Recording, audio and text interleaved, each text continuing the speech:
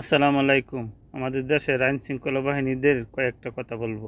আপনারা তো চাকরি করেন, আর চাকরি মানে কারো না কারো আন্ডারে করেন, সরকারের আন্ডারে করেন। আর সরকার জনগণের সরকার যদি মানেন আর কি, মানেন না দেখি তো এই সমস্যাটা।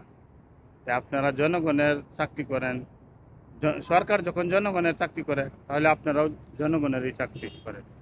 আর এই জনগণের একজনের কথায় আপনারা গুলি করতেছেন, আর গুলি করে এই মানুষগুলি মারতেছেন, এই অসহায় মানুষগুলি। এরা কি আপনার কাছে কিছু চাইছেন? ওরা নিজের অধিকার আছে, আর নিজের অধিকার চাওয়া যে কোনো মানুষের অধিকার আছে। আমার অধিকার আছে, আপনার অধিকার আছে।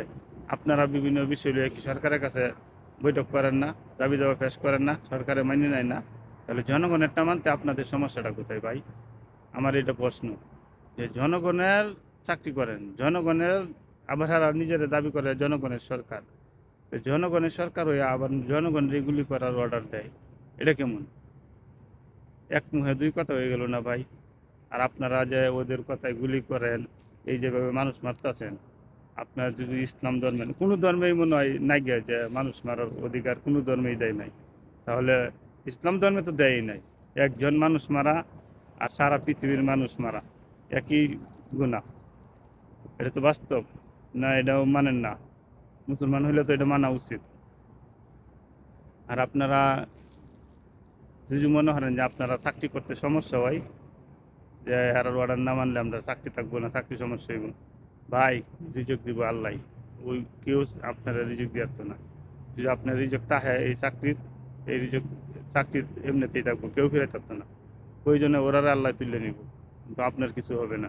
কারণ রিজেক্ট ঠিক করে রাখছে আল্লাহ, আপনার রিজেক্টের লইয়া অত চিন্তা করবেন না।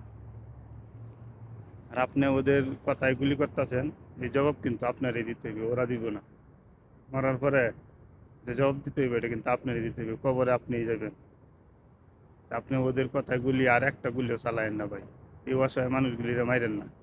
ওরা অনেক কষ্ট পায় রাজপথে নামে, কেউ হুদাহুদি রাজপথে নামে আন্দোলন করে না। একটা জিনিস বুঝতে হইবে।